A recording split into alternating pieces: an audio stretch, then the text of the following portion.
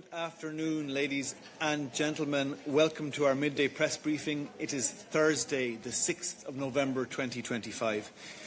We have two announcements for you today before we start taking your questions. I will start by saying a few words about the passing of the journalist David Gow. Over his long career as a journalist, David notably served as the Scotsman's first European correspondent and as The Guardian's European business editor from 2004 to 2012. We would like to extend our deepest condolences to his family and loved ones, as well as his former colleagues and, of course, his current colleagues, Jennifer and Lisa, who continue to serve The Guardian here in our press room with such distinction. Permettez-moi maintenant d'accueillir trois grands groupes de visiteurs qui nous rejoignent aujourd'hui en salle de presse. On m'informe que vous êtes 15 journalistes irlandais, fáilte romha Chorja, 22 étudiants en affaires publiques européennes de l'Université Paris 1, Panthéon-Sorbonne, et 15 étudiants en journalisme de l'Université catholique de Louvain. Bienvenue à tous. J'espère que vous trouverez les échanges au sein de notre réunion de midi enrichissants. Voilà pour nos annonces. Passons maintenant à vos questions. Jorge. Hello, Olaf. I want to ask you about the reasons why President von der Leyen has cancelled her participation in the upcoming EU-CELAC summit, because we know that she was originally expected to go there. What are the reasons for this cancellation, especially that 2 years ago she made a promise to hold these summits every 2 years and to be there in person? So what changed now? Thank you. Thanks for your question, Jorge. It's quite simple. Due to the quite low level of participation of heads of state at the EU-CELAC summit, the President made the decision to not participate. We want to recall that EU-CELAC relations are very important at a time of geopolitical challenges and divisions.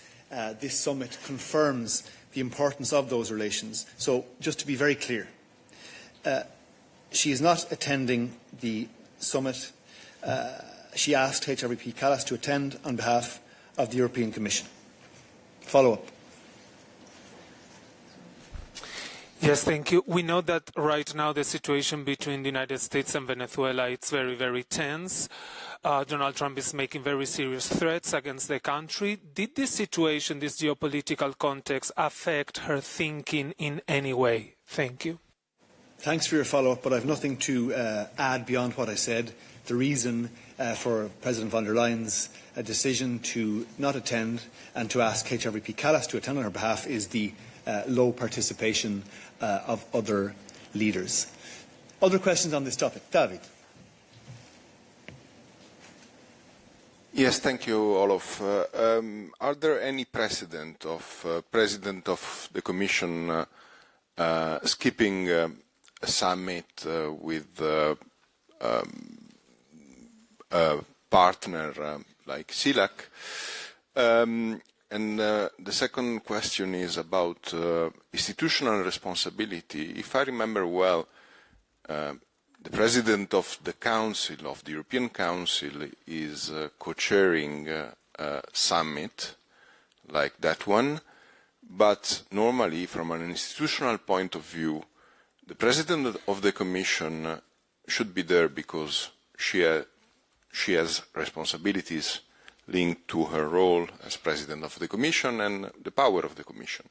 So I would like to know if the President thinks that she is executing her role, her duties in the right way, skipping this summit. Thank you.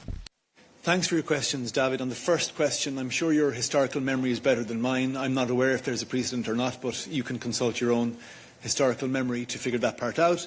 And for the second question, yes, the President believes she is executing her responsibilities to the letter and faithfully. Other questions on this topic? Cara.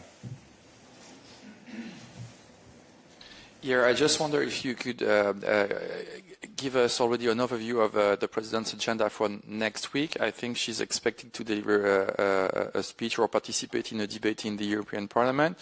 But will she meet leaders from Latin America during the COP summit? It's unclear to me. Thanks for your questions, Carl. I checked with our Chief Spoke, Paula, who is in Brazil with the President as we speak. President von der Leyen met with President Lula yesterday. There are no other bilats currently foreseen. That can change, and you'll know about them when they happen. And as regards next week, I don't have any updates to provide at the present time. Other questions for us today? Kuhn. Good morning, Kuhn Vels for Politico. I was wondering about the U.S. Supreme Court hearing yesterday on Donald Trump's tariffs under the emergency law from 1977. The judges seemed rather skeptical. I'm wondering if the Commission has a reaction to the hearing yesterday, but more importantly, to what extent the joint agreement between the EU and US, how robust is it to sort of deal with part of these tariffs getting knocked down from by the court and then requiring perhaps like new investigations by the US? Thank you. Thanks for your question, Kuhn. We are, of course, aware of the case in question and the hearing that took place yesterday. But to be clear, the Commission does not comment on legal proceedings in third countries, especially when those relate to domestic matters. What I can say is that the Commission's focus is on implementing the commitments spelled out in the EU-US joint statement with the goal of delivering stable, predictable and mutually beneficial transatlantic trade and investment relations. I'm happy to talk, if you like, about our general position on tariffs. You've heard me say them before, but I'm happy to repeat them if you like. Follow up? Well, there's already some worries in the European Parliament, for instance, that if indeed the Supreme Court will strike the part of these tariffs down, that the work in the Parliament will actually get slowed down, or that they will stop actually. So the implementation of the joint statement might actually be in danger here, no? I don't speak on behalf of the European Parliament. I speak on behalf of the European Commission, and we continue to engage with our American counterparts to implement the commitments spelled out in the joint statement for the benefit of both sides. Other questions on this topic? No. I have some questions online. Martin, AFP, is your question on this? Can you unraise your hand if your question is not on this, please? Yeah. Okay. On this topic, I have Yolanda de Coster. Is your question on this? No, all hands have been unraised. In that case, other questions for Olaf on the many files he covers. Nuruddin.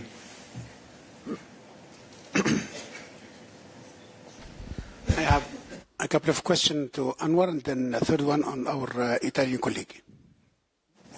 Just go on, Nuruddin. I'm just checking if there are other questions for me on trade, economic security, FISMA, the usual files.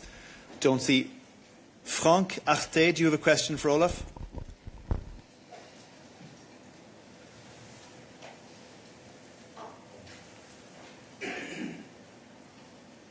Frank? Hi, can you hear me? Sorry about that. Yes, please, go ahead. Frank Dörfler Arte. I see the Commission has just opened an antitrust investigation into possible collusion between the Deutsche Börse and NASDAQ. Can you tell us a little more about that? What's the basis of this and what will be the next steps? Thank you very much. Thanks, Frank. This is a question for Thomas on competition. We'll come back to that later on if you don't mind, so just please hold your question. So I take it there are no further questions for me. I'll come back to your question in a sec, Frank, but other questions in the room first. Tara. Yes, hi. I'm also going to bring Thomas on the podium, so it's a question about digital policy, Shein, to be clear. The French foreign minister said on the radio this morning that it was clear Shein was in infringement of the European rules and asked the Commission to act. So do you consider that the minister is right and that the Shein is in infringement of the European rules? And since the French authorities are asking you, will you act? Will you open an investigation? Thanks. Go ahead. Thank you, Clara. Let me maybe start by saying that a platform that is allowing on its service pornographic content or the selling of weapons does not meet EU standards, EU values, and EU legislation. With that being said, we of course take note of what's happening in France. We take note of the decisions taken in France. These are based on French national law. I will not go into that. I can just recall, of course, that the concerns raised in France, these are concerns we already have.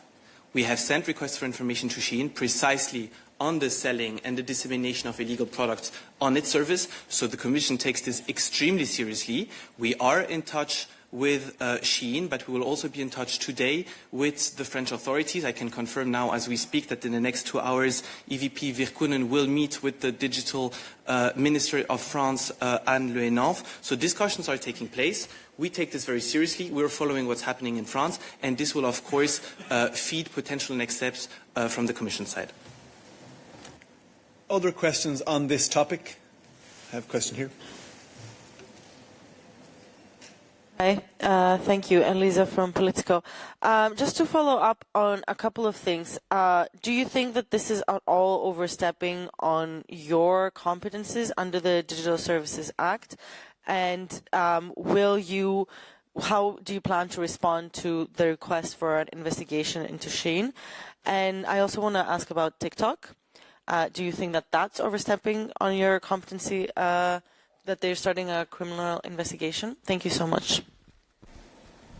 Thank you, Elisa. Let me start maybe with your first question. We have received a letter from the French Prime Minister and from the French Minister for Digital Affairs. We're looking into the letter. I will not speculate now from this podium on the potential opening of an investigation into Shein or not. Let me first say that, again, we're in touch with the French authorities. We will now check with them what's going on at national level, how Shein responded to these threats. Is it compatible or not with the DSA? Yes, the DSA is very clear about one point.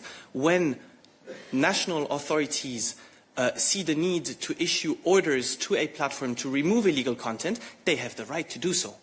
And that then is in the second step where the DSA is playing a fundamental role, because the issues that you can have in one member state may be interesting for the 26 other member states and for the European Commission. This is why the DSA is requiring from the French authorities that when such orders are issued, they should be shared with us so that we can then protect consumers and citizens across the European Union for these precise concerns that are being raised in France. Now, on TikTok, I think we can be very clear from this podium. TikTok, we went a step further than we went with Shein. We have opened several investigations into TikTok. TikTok is engaging heavily with the Commission. TikTok is so far the first platform and will remain the first platform that has offered commitments. So things are moving with TikTok. TikTok is adapting to the DSA. TikTok is making efforts, and the Commission can definitely not be accused of not taking sufficient action when it comes to TikTok for various reasons. Thank you, Thomas. Follow up. Have you heard from any other authorities on Shein? Like, have any other countries or DSCs been in touch with you about these issues? And doesn't the criminal investigation on TikTok somehow interfere with your investigation? I mean, they will have to be responded to very similar questions on minors' protection to criminal investigators in France as well as you. Thank you. On your first question, I'm not aware of any other concerns raised by other member states. On your second question, this allows me again to highlight how complementary both are. With the DSA, we're not doing criminal investigations. With the DSA, we're not taking legal actions against individual companies, against individual citizens or individual sellers on these online platforms. Our target, our focus is the platforms. It's their services, the systems they put in place to avoid that illegal traders are selling childlike sex dolls or weapons. This is precisely what we want to avoid. So our focus is on the platforms and not on individuals, which is indeed the prerogative of the French authorities in this case. Other questions for Thomas on this topic? Please go ahead. Hi, Anu Priya from Euractiv. I have a few questions still on DSA and Shein. Thomas, 2 days ago, I believe you said that the Commission would open investigations if, under the DSA, if the risks were systemic at what stage would you find the risks to be systemic? Because now we have the sex dolls, but yesterday there's also new weapons, so I guess that's more than one illegal product found. And the second part of the question is that the French authorities are also considering delisting or blocking Shein in France, and have also asked the Commission to consider that at an EU level. Can the Commission block a platform under the DSA, and would the Commission want to block Shein under the DSA and would consider doing that? Thank you. Thank you. To your first question, at which stage do we reach the systemic issue? That's a very good question. Still a bit hypothetical at this stage. What I can tell you is that when we check into the systems of these platforms, at what point in time is the platform not doing enough to prevent this from happening? It can even go further than that. At what point in time is the platform actually disseminating all of this? This is precisely what we're doing, for example, with disinformation. But this also happens with e-commerce platforms. So let us look into the matter. Let us focus on our discussions that will take place today, and I can debrief you after that, and EVP will for sure also communicate on that. Let us debrief you later today on the discussions. Are these here individual accounts and a restricted number of accounts, or is it really a systemic issue? If it is the latter, then of course the Commission would not hesitate to take action. Now, on your second question, with sincere apologies, I forgot which one it was. If you can please repeat it. Oh yes, on the blocking. The DSA is very clear about one thing. First, the Commission is not blocking any platform. And second, this is the very last resort under the DSA. This would be taken by an independent national jurisdiction where the platform is established. So here Shein is established in Dublin. So this could be something at the very ultimate stage for the Irish authorities. But let me go one step back first. We're not there yet, because the DSA is about proportionality, taking proportionate measures. And again, there is a lot of legitimate content running on these platforms. For certain types of illegal goods that circulate, you cannot suddenly block an entire platform. Now, we will check what the French have in mind on this specifically. This will also be part of the discussions EVP will have with our French counterparts. We will check what potential legal basis that could be at French national level. But again, I do not want to interfere with what the French are doing. The DSA is very clear. This is the last resort, and we do not have the intention to suspend any platform EU-wide. Merci, Thomas. I have some questions online, starting with Yolanda. Is your question for Thomas? No. In that case, I go to Oliver Di Pressa. Or he's not Di Pressa anymore. Yes, hi. It's still Di Pressa, but also La Matinale. I'm wearing several hats. Can you remind us, maybe it's also kind of a question, it's a Shein-related question. Do you hear me? Hi. I hear an echo in the room. Do you hear me? Oliver, we hear you, but we don't see you. Can you get your camera going, please? Take someone else. Okay, we'll come back. Thanks. Virginie, à toi. Bonjour, vous m'entendez? Oui, et on te voit. Super, vous avez trop de chance.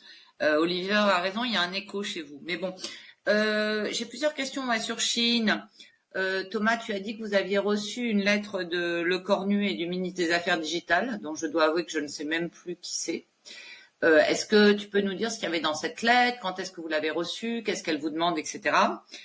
Deuxième question, tu as dit quand la France ou un autre pays, mais bon, on parle de la France, envisage un order, enfin envisage de fermer un compte ou je sais pas quoi, elle doit partager tout ça avec nous. Donc est-ce que là il y a eu du partage? Et troisième question, est-ce que le commerce de poupées, de petites poupées, petites filles sexuelles et d'armes n'est pas déjà un motif pour la Commission pour qu'elle ouvre une enquête au nom du DSA? Merci. Alors, je te rappelle que la ministre en charge des Affaires numériques en France est Madame Le Henanf, qui a co-signé cette lettre. effectivement, la demande, je ne vais pas rentrer trop dans une lettre qui n'est pas publique, mais la demande porte exactement sur ce qui a été évoqué ici en salle de presse, à savoir ce que la Commission pourrait éventuellement faire ou prendre comme mesure additionnelle contre Chine au vu des événements qui ont été rapportés, qui nous ont été rapportés par les autorités françaises. Ça, c'est pour ton premier point. Pour ton dernier point, qui était sur la vente de poupées à caractère pédopornographique, bien entendu, c'est un motif extrêmement inquiétant. Nous ne sommes absolument pas enchantés de voir ce genre de produits circuler sur les plateformes en ligne. Nous ne voulons pas voir ces produits pour nos concitoyens en Europe. Ils n'ont pas leur place en Europe, ils n'ont pas leur place pour nos enfants et nos citoyens. Maintenant, c'est ce que j'ai essayé d'expliquer dans ma réponse précédente. Et ce qu'il s'agit de 2, 3, 4, 5 comptes qui ont vendu de telles poupées, dans quel cas, effectivement, et c'est dans ce contexte-là que les Français ont pris des mesures assez claires. C'est leur droit, bien entendu. Nous, on va maintenant échanger avec les autorités françaises. S'il ne s'agit pas de 1, 2, 3, 4, 5 comptes, mais d'un risque systémique que pose Chine auprès des autorités françaises, auprès des citoyens français et des citoyens de l'Union européenne, alors la Commission n'hésitera pas à prendre des mesures additionnelles. Virginie, tu as un follow-up? Est-ce que j'ai un follow-up Oui, est-ce que la France a partagé avec vous donc toute son enquête, son travail, ses interrogations et ses mesures? Ce sera fait aujourd'hui et nous nous réjouissons qu'un tel échange a aussi lieu avec les autorités françaises. Le DSA est une question de coopération entre autorités nationales.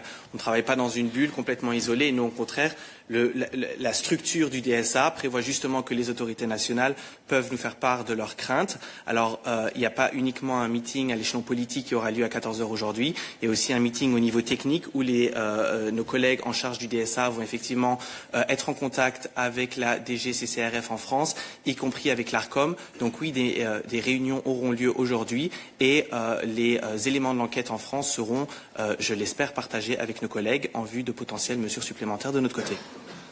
Merci Thomas. We'll try you again, Oliver. I'm afraid the problem is still on. I'll write my question in the chat, okay? Okay, thanks, Oliver. I have Jakob Handelsblatt. Jakob, go ahead. Thank you. I have a follow-up for Thomas on Shein. There's two things that I found surprising in the logic of whether this is a systemic risk or not. One is you said blocking the platform would only be the ultimate measure if, and Shein also sells a lot of legal products and therefore you're not considering that. I mean, if you follow that logic, a supermarket that sells guns can remain open because they also sell toothbrushes. That I don't find that very convincing.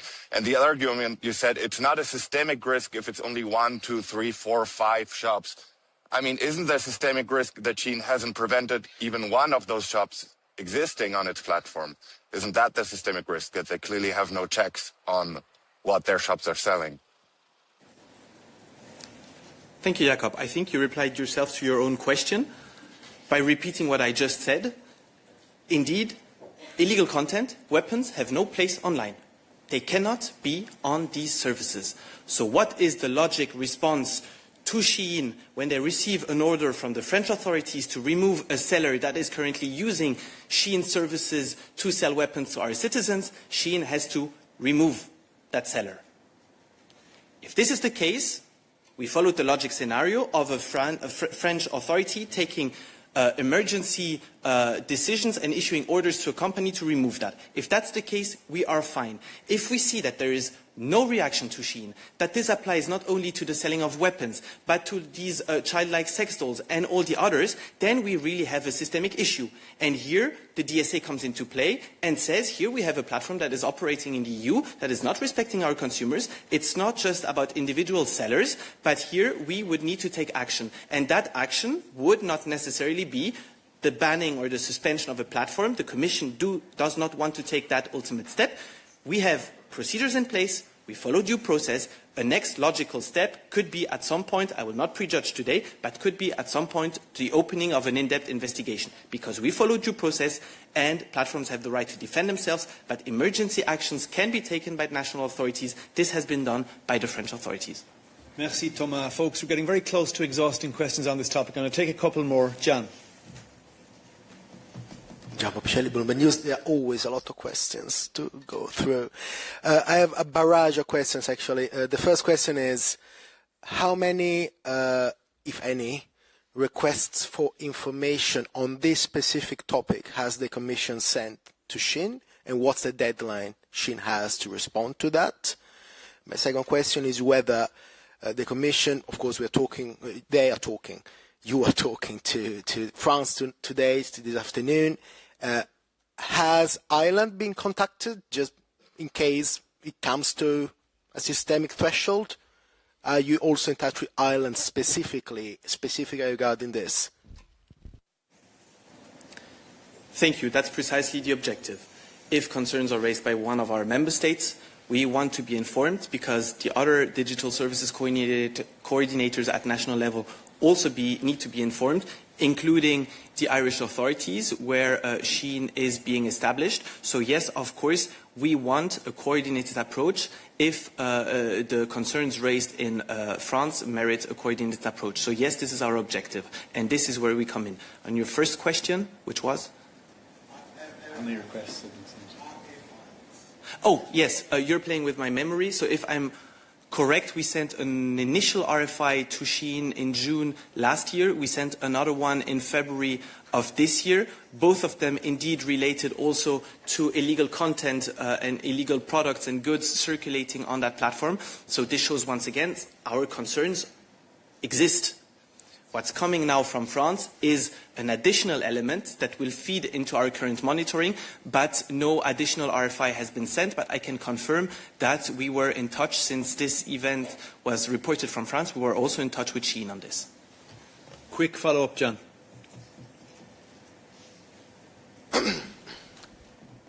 And what was the subject of that contact with Sheen, and what did Sheen reply to that?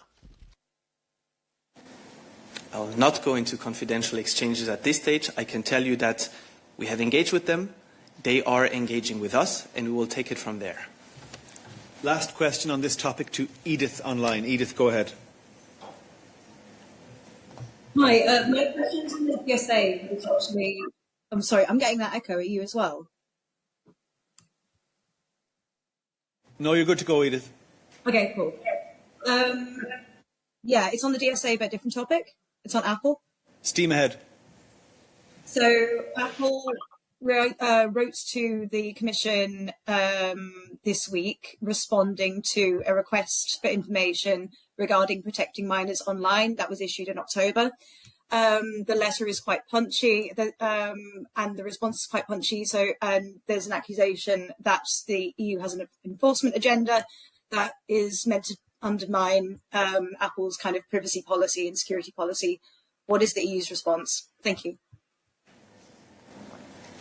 So coming from Apple that we don't have logic enforcement or enforcement agenda, I think Apple is very well aware that we have an enforcement agenda. I mean, let me recall that they also received a fine from us very recently. Now, that being said, let me also be very clear about the request we made to Apple is opening up to businesses here in the European Union. And let's be very clear about one point. Nothing, in nor the DMA nor the DSA, is requiring from platforms that they lower their privacy standards. This is not what is being requested from the platforms. And that message has been sent very clearly to all platforms, to all gatekeepers, including Apple. Thank you, Thomas. Do we have other tech or digital questions first for Thomas before we go to his other topics? Go ahead. Hi, it's me again. Do you have a response for Jim Jordan's subpoena to OpenAI for censorship by the EU? Thank you. This is nothing new, Melissa. This happened already in the past, coming from Sir Jim Jordan. Let me just say very clearly, when it comes to subpoenas, we follow due process. We respect the companies we work with, and we protect their business secrets. We treat market-sensitive information extremely carefully. We expect the same level of respect coming from companies, the other way around. And of course, we cannot have a say on potential information sharing to third countries. That's beyond our control. But on our side, we of course respect business secrets. Okay, we're going to close the digital chapter now. I'm going to come back to Frank Durr, who has been waiting very patiently online on competition. Yes. Hello again. So, as I said, the Commission opened the antitrust investigation into the collusion between the Deutsche Börse and Nasdaq. I hope you can still hear me. Could you tell us on what grounds, what were the reasons for starting this investigation, and what will be the next steps? Thank you. Thank you, Frank. Honestly, I would really refer you to the press release that we have just published. I mean, really all the information is in there. We have also explained on which grounds, what our concerns are, what the next steps are. I would offer you a bilateral discussion beyond our press release if you want after midday. Thank you, Thomas. I see some hands online. Is it still for Thomas Nicolai? Nicolai has unraised his hand, so I turn to Yolanda. Yolanda has unraised her hand, so I turn to Gregorio. Okay, I don't... Gregorio, is it for Thomas? No, it's not for Thomas. Okay, very good. Then I'll ask you to wait another second just to check there are no further questions for Thomas. Thank you, Thomas, for your great stamina. Other questions for us today? Coming back to the room, here in the corner, please. Yeah. Thank you. Olena Abramovich, Radio Free Europe. I have a question on visas for Russians. Number of questions, if I may. The first one, I saw reports in media saying that EU is planning to ban multi-entry Schengen permits for Russians. If I remember well, such step was already announced back in 2022. So could you probably just remind us what rules regarding Russian tourists are in place right now and what is being prepared right now? And then maybe some numbers of how many Russian tourists entered EU countries lately, if you have any. And another issue on visas for Russians is that number of them are getting to EU through Hungary. Last year, President von der Leyen mentioned that it was a threat for the security of EU that Hungary somehow moved to the policy of granting long-term working visas for Russian and Belarusian citizens. I was wondering what kind of developments since then have been. Do you have any record of how many Russians got those kinds of visas in Hungary? And in the last report... Questions. Okay. So let Marcus start with these and then we'll come back to you, okay? Thanks very much. Thank you, Elena. We are aware of the media reports. However, we never comment on leaks. What I can say is that since the invasion of Ukraine, the EU has taken unprecedented action for Russia to stop this unjust and unprovoked aggression. And now when it comes to the issuance of visa for Russian nationals, already in 2022 we suspended our visa facilitation agreement with Russia. Also, as early as 2022, we adopted a clear set of guidelines to support member states to deprioritize visa for Russians and focus on security and border control. Now, the Commission closely monitors the implementation of these guidelines, and we are working with member states to promote their consistent implementation. Our joint action so far has led to an important overall reduction of the number of Schengen visas issued to Russian nationals from more than 4 million in 2019 to 500,000 in 2023. Now I can confirm that we are looking into additional measures. We do this in close coordination with member states. But for any additional information, I would ask you to stay tuned on this. Now, you had a second question on the Hungarian national scheme, right? What I can say on this is the following. Russia's ongoing war of aggression against Ukraine continues to pose a threat to the security of the Union. All Union and Member States instruments must contribute to ensuring the safety of the Union and the integrity of the Schengen area as a whole. The Commission is concerned that, according to the latest information, Hungary is still issuing national cards to Russian nationals based on its national rules. The Commission is monitoring, and we are in contact with all Member States, including Hungary, when it comes to the issuance of residence permits. This is not visa, for your understanding, it's a different scheme. It's national cards. Thank you, Marcus. And do you have a follow-up?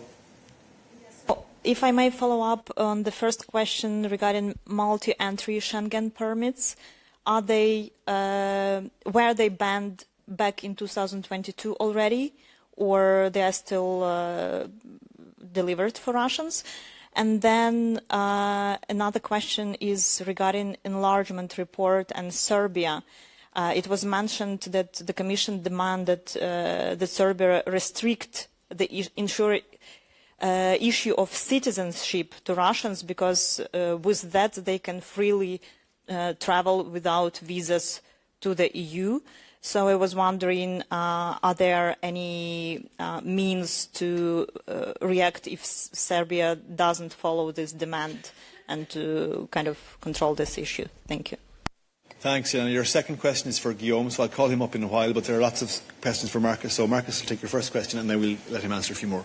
Thank you. No, these multi-entry visa schemes were not part of the decisions or the guidelines. However, stay tuned. Thank you, Marcus. Other questions in the room for Marcus? No, I'm going online to Yolanda.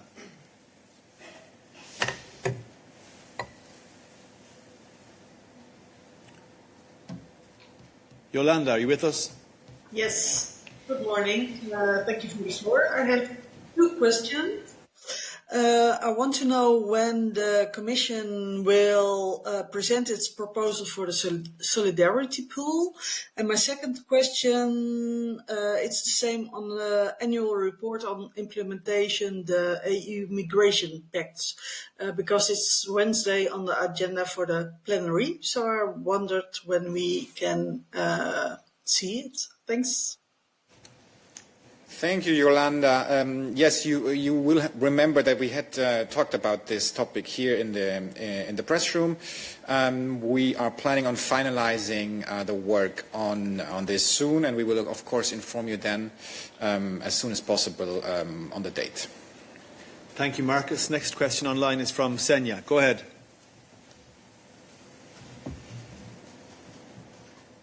Hello, thank you for the floor. And I would like to go back to the question that my colleague Olena asked on the visas for Russian citizens.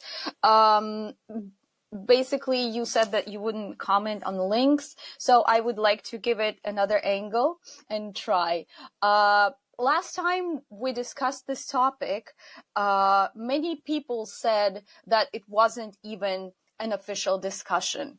And I mean restricting visas for Russian citizens. So also we know that visas are actually a prerogative of the member states. So how is it possible, or would it be possible, to tighten visa rules for Russians on the level of the whole European Union? Thank you. Thank you. I have said that, of course, we don't comment on leaks, and please stay tuned as to any possible future adoptions and decisions. Now, on the general rules, it is, as a matter of fact, a general ban for visa. That's not something that the Commission can do. That is a visa, and the assessment of each visa application is a member state competence. Well, what the Commission can do is, where necessary, adopt more favorable or more restrictive rules for the issuance of, for example, multi-entry visas, to be followed by all Schengen consulates, taking into consideration always the migration and security risks of the specific country. Thank you, Marcus. I'm going next to Tommaso online. Oui, bonjour, Tommaso Calavatti de l'agence de presse Independence, l'agence de presse italienne. C'est seulement une question sur le protocole Italie-Albanie, parce que dans la presse italienne, j'ai lu plusieurs cas de migrants transférés directement du territoire italien à l'Albanie. Donc, si je me rappelle bien, mais peut-être que j'ai perdu quelques passages, les protocoles ne concernaient que les migrants sauvés à nom international et amenés directement à l'Albanie. Donc, est-ce que ces transferts directs de l'Italie à l'Albanie sont en ligne avec les droits de l'UE ou pas? Merci. Thank you. I have to say I'm not aware of the latest reports that you're mentioning here. What we have always said when it comes to the model is that we are monitoring and that we are in close contact with the Italian authorities. Thank you, Marcus. I'm going next online to Valentina. Hello, thank you for Valentina Vecchio. I would like to come back to the question about visas for Russians. Marcus, you said that we should stay tuned about multi-entry Schengen visas for Russians, but could you tell us a little bit more why exactly now this question was raised, or why exactly now you think that it could be important to do this measure? Thanks very much. No, I will not say why it could be important to take a measure that is not confirmed. Thank you, Marcus. Next we have Nikolai. Hi, Nikolai Nielsen from the server. I'd like to go back onto the solidarity mechanism. Could you say that again, please, Nikolai? Solidarity pool that you're going to publish. I mean, this was already supposed to come out in October. Can you explain the reasons behind the delay, and does it have anything to do with member states, well, several member states being rather concerned about when it comes to Dublin in respect to Italy and Greece? Thanks. Thank you, Nikolai, for the question. Again, that's something I've said here before, but let me reiterate. It's the first time that we're launching the annual migration cycle under the Pact. We are taking some more time to properly calibrate all the aspects. Close consultations with member states are ongoing. We plan on finalizing these consultations soon, and we will, of course, inform you as soon as a date can be confirmed. Thank you, Marcus. Are there other questions from Marcus in the room or online before we change topics?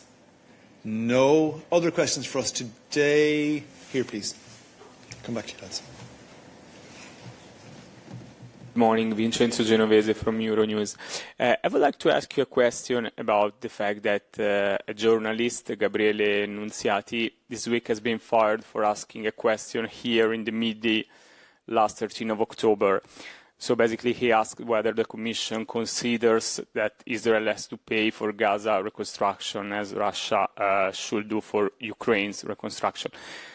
His press agency, Agenzia Nova, an Italian one, claimed that this question was completely out of place and erroneous question, and fired the journalist.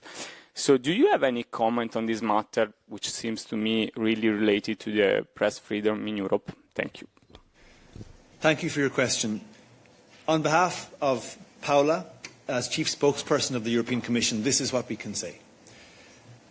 The European Commission attaches the utmost importance to freedom of the press. We demonstrate that commitment on a daily basis here in this press room, here at our midday press briefing. In relation to the case in question, the Commission has not been in contact with the media concerned. Questions on this specific decision should be addressed to that media. Follow-up. Thank you. So at that time, Paola also said she had no comment to this question, so maybe after 1 month you have one. Does the Commission consider that Israel should pay for Gaza's reconstruction? Thank you. Thank you for the question. I call on Anwar to answer this, but before Anwar answers this, I want to know if there are any other questions on this case in Italy that you would like us to answer. Please. Yes, Lorne Cook, Associated Press. Can you categorically rule out that someone from the Commission made a call to the media concerned to complain? And would you find that kind of behaviour reprehensible on the part of anyone within this building to make that kind of call? Let me be very clear. I can categorically confirm that no contact has taken place between anyone at the European Commission and the media in question. And I want to repeat that in this press room we answer any and all questions we receive. That has always been the case.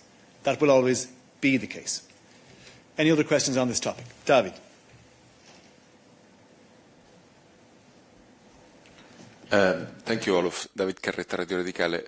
Do you think that a journalist should be fired or his contract stopped just because he has asked a question in this press room. Grazie, David. We can't comment on a specific case. All I can do is reiterate our commitment as the European Commission to press freedom, our commitment as the spokesperson service to you, the journalists, to answer any and all questions you may ask and to answer them faithfully and on time. That's all we can say on this topic for now. Nuruddin. Olof, do you find the question of our Italian colleague consistent with international law? Because what he asked is about the double standards between what's happening between Russia and Ukraine and what's happening between Israel and Gaza. And it is consistent with international law.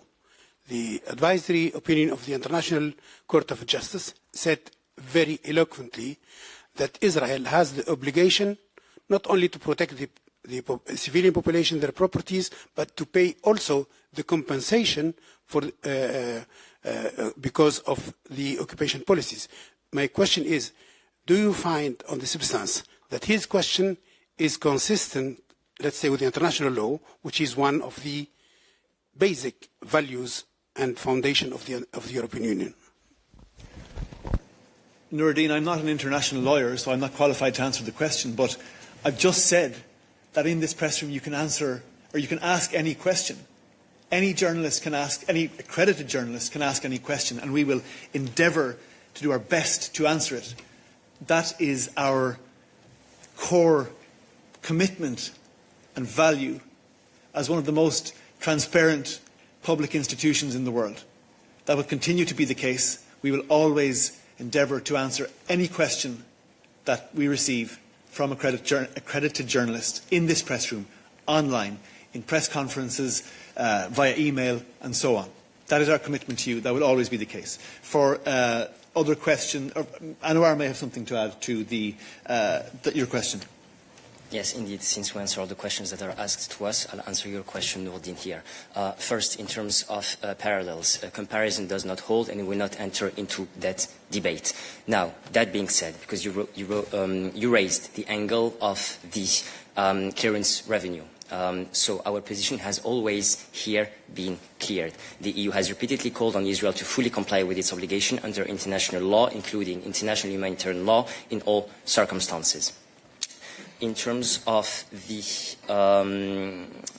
clearance revenues, you will also recall that the European Council at the last UCO summit in October has called on Israel to release withheld clearance revenues necessary to ensure the proper functioning of the Palestinian Authority and the delivery of essential services to the population.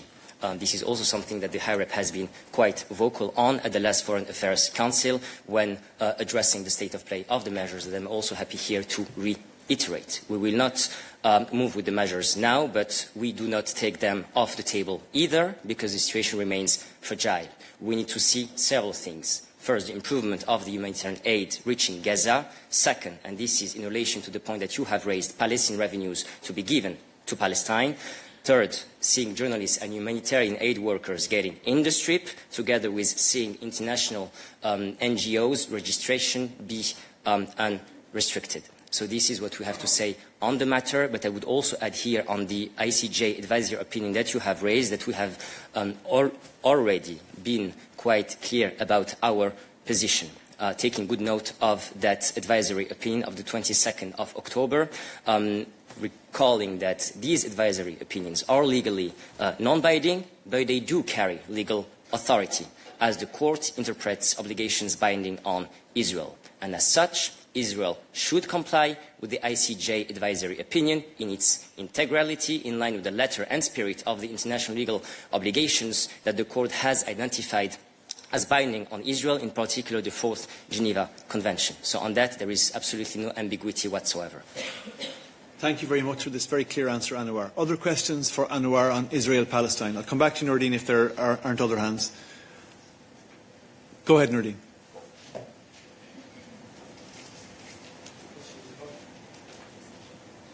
It's about Sudan. Can I ask my question about Sudan? Yeah. Let me just very quickly, if there are no other hands online on the topic of Israel-Palestine. Tommaso, your hand is raising and unraising very quickly. Which is it? Okay, it's unraised. Nourdin, please go ahead on Sudan. The International Criminal Court, the Office of the Prosecutor, issued a communique and made a kind of preliminary observation that the experts are collecting evidence and that what's coming out from Al-Fashir could amount to serious crime against humanity and war crimes. My question is, do you share this preliminary observation of the Office of the Prosecutor of the International Criminal Court?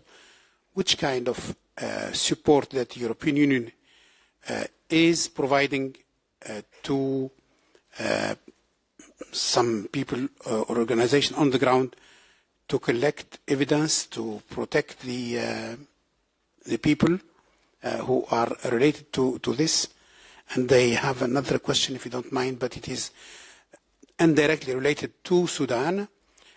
Last July, the CIA informed the Iranian Operation Flotilla or commander that a ship full of arms, ammunition, military cars coming from the ship is coming from one country in the Middle East, and it was inspected by Irani and authorized to go to the eastern part of Libya, to Benghazi. It is suggested that these arms were intended to the RSF forces who are presumably responsible for the killing in Al-Fashir. Thank you.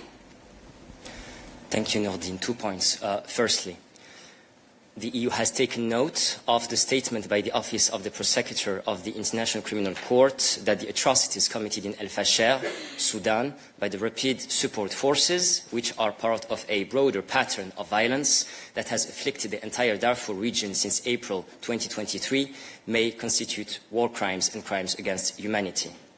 The EU strongly condemns these atrocities and any attack targeted at civilians and civilian infrastructure. We call on all parties to abide by their obligations under international humanitarian law and human rights law, including by granting unhindered humanitarian access. The EU supports the ICC and the principles set out in the Rome Statute, and we do respect the court's independence and impartiality. We will continue to support the work of the ICC and of the UN in the country, and we are determined to do our utmost, including in cooperating with international accountability mechanisms to bring perpetrators of atrocity crimes to justice. Now, on your second point, since that's the second time you bring that to the podium and to have an answer on the record, I will here give the full context and address in a comprehensive way your question. On 18th of July 2025, naval forces operating under the EU's Operation Irini boarded the merchant vessel AA-1 in international waters of the Mediterranean Sea on suspicion of violating the United Nations arms embargo on Libya. Following the initial boarding and a preliminary inspection at sea, the vessel was transferred to the Greek port of Astakos in order to conduct logistic operations and resupply the ship. During the inspection at sea, the operation only found non-lethal equipment that was intended for the government of national unity, and all benefited from a standard exemption to the UN arms embargo. Hence, the vessel was cleared to resume its voyage to Libya. Throughout the operation, the safety and well-being of the crew were ensured, and the vessel remained under Operation Irini's supervision. Thank you, Anwar. Folks, there is a fire alarm check, or whatever it's called, at 1 o'clock. So we can let it run and take more questions if you want. I'm going to let you decide, or we can wrap up now. So stick your hands up if you still have questions, and I'll make a spontaneous decision. 3 hands is pretty weak, folks. Okay, there's a few more online. Okay, we've about 8 people still want to ask questions. So the alarm will go off at 1, wait, and then we'll take a few more questions and wrap up. Suniva, you've been waiting patiently. Is it a question for Anwar?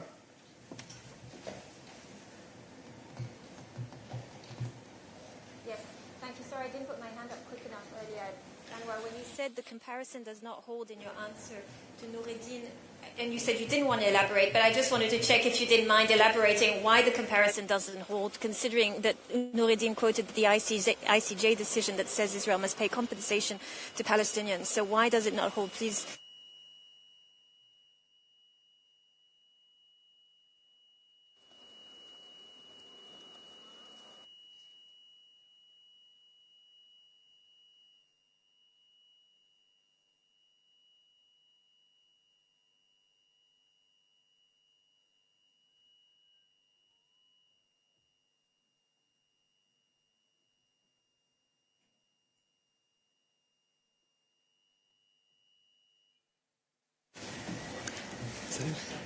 Okay, we can go again. I think we got the gist of your question, Suniva, so I'll hand it over to Anwar. Yes, thank you, Suniva. I will not here again reopen that question that I already answered. Comparison does not hold. We will not enter into that debate. Then into the issue of the clearance revenues, I guess I gave our position, and again, it's outlined in the UCO conclusions, and the HAREP has been quite vocal about it, so our position is quite there and public and quite clear. Thank you, dear Anwar. Other questions for Anwar? Vitali, I got your name right today. Thank you. I'm not sure that it's for Anwar, but I did not see Anita today. So about this allegedly nuclear testing in Russia. Yesterday, Putin said that they will start preparation to this. Today, Peskov, his spokesperson, said that it's not preparation, it just they try to assess the possibility of preparation for nuclear test. Do you have some position on these plans of Russia, and do you have some reaction? Thank you. Thank you, Vitaly. This announcement is not going in the right direction. The missile, if truly nuclear-powered, could release radioactive materials during testing or operation. Now, beyond that specific announcement, and in a more larger sense, Russia must refrain from steps that might negatively affect the threshold for use of nuclear weapons. Russia must abide by its international obligations and commitments, including the Nuclear Non-Proliferation Treaty. Along with other leaders of the 5 nuclear weapon states, Russia did subscribe and did recommit to the principle that a nuclear war cannot be won and must never be fought. The EU urges Russia to refrain from nuclear threats and all actors to avoid actions that could trigger a new arms race, as such behavior undermines global stability and the hard-won progress on nuclear arms reductions since the end of the Cold War. Many thanks, Anwar. Do we have any other questions for Anwar before we open the floor for other topics? I don't see any hands in the room or online, so we'll open the floor for other questions. Please, here at the back.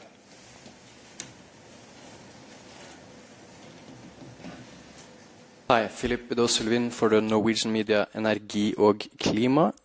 Today you published your 2025 Climate Action Progress Report, and in it the Commission notes that emissions from transport and heating are seen as one increasing, underlining the importance of the forthcoming ETS2 to accelerate progress. How does the Commission reconcile this stated need for the ETS2 to accelerate the reduction in emissions in these sectors with the promised modifications and the delay to the enactment of the ETS2? Thank you for your question. Anna Kaisa is taking a well-deserved break, so Eva is covering for her and is coming to the podium to answer your question now. Good afternoon, everybody. I would refer you to our press materials, first of all, because there you have all the precise numbers of how the emissions, how the transport emissions, and how the whole situation with our energy union has developed. So this is first thing. What is important to say is that what we've published today shows that we are delivering on climate and energy commitments, even in this very challenging global context. We are reducing emissions, we are tackling the high prices of the energy, we are improving competitiveness, we are also working on the energy security, and I'm sure you have followed the Envy Council on Tuesday night and Wednesday, which has basically confirmed that we are well on track and that we are going with a very strong mandate to the COP30 negotiations. Thank you, Eva. Follow-up. But specifically on ETS2, you are saying, in a sense, contradicting things, because within those sectors, emissions are increasing, so you're not on track within that sector, and still you are proposing to postpone the enactment of the trading system. So I want you, please say how those two different ways of handling the policy can be reconciled. If you speak about the transport sector has contributed to the reduction of the emissions. As for ETS2, you know that we have decided to postpone the launch of the ETS2 because we want the launch to be smooth. We are postponing it 1 year, but the objective still stays the same. It's just about the process, how to do it. And I refer you again to the press materials, but also to the press conference of Commissioner Hekstra after the Envy Council, where he explained very well why we do it, and he also elaborated on the climate targets that were agreed by the member states. Thank you, Eva. Other questions for Eva on ETS2, climate targets, that general range of topics? I have Martin, AFP Online. No, the hands are down. Other questions for Eva for the files she covers, but also the files Anna Kaisa covers. Let me turn to Alex, who's been waiting very patiently to ask a question about trains. Hello, can you see me and hear me? Yes, sir, go ahead. Very simple question, a bit of a palate cleanser, as I said. Looking at the new, shiny, bright rail network to be unveiled in the next few years, could you give me a bit more concrete details on how that might impact Central and Eastern Europe and the Balkans? So travel times, delivery times, when can we expect to see a real change in that region, and what will it look like with that large rail dream? Thank you. We hope it will significantly impact Central and Eastern Europe, because what we see now is that we have high-speed rails mainly concentrated in Spain, Italy, France and Germany. And as the Commissioner Tsitsi-Costa said yesterday at the presser, this must change, because Central and Eastern Europe remains unfortunately still poorly connected. So now we have a vision, now we have a plan. For example, Poland can become a key hub for the high-speed rail in Central Europe with important high-speed rail projects. There are already projects ongoing in Central Europe, in Poland, in Czechia, in Hungary, in Romania. Some of them are to be finished before 2030, but it's still not enough. Also, Rail Baltica needs to be finished. So there is a lot to do. We still need the infrastructure to be finished. This will obviously demand huge investments. We plan about, let's say, 550 billion euros to be invested, and even more in additional societal benefits. But if you ask about the advantages for people, these high-speed rails will connect not only capitals but peoples. Imagine that you will go from Warsaw to Berlin in about 4 hours, or from Warsaw to Vienna in about 4 hours. So the idea is that these high-speed trains will gradually or can gradually replace aviation for the short flights, because it's easier to get on train and to read your book and to scroll down social media and be in another capital in a very short time. Thank you for presenting us with this beautiful vision of the future, dear Eva. We're getting close to the end, colleagues. I'll take a few more. David. Huh? Thank you. It's a follow-up on this beautiful dream because for the future. Because in the present, we see that going from Charleroi to Verona, which is my beautiful town, cost much less than going from Brussels to Paris. So I'm wondering if this is just a dream, written in a letter report because we are an elite that can afford to take a train, high-speed train from Brussels to Paris and pay 150 euros, but normal people, like some journalists as I am, have to take the plane by Ryanair that has used competition and internal market to be free to go in the rest of Europe. Thank you. I would also like to go from Brussels to Prague by train and not have to change 3 times. And I would also be very happy if this dream becomes a reality. Of course, it needs some time, David. And as I said, we have this kind of vision. Now the financial plan needs to follow. We need to find the investments. And if you ask about the prices of the travels, obviously market can be the answer. Because as soon as we have the infrastructure, as soon as we have the high-speed rails, then obviously the prices will be much more competitive. And then we will have tools like you have for aviation, that you go online and you can find and compare your prices of certain aviation companies, and you can choose your ticket according to your needs and according to the price. And this will also apply to the railways as soon as we have this dream becoming true. Thank you, Eva. On that note, we will conclude today's Midday Press Briefing. Thank you very much for attending in person and online, and we wish you a good afternoon.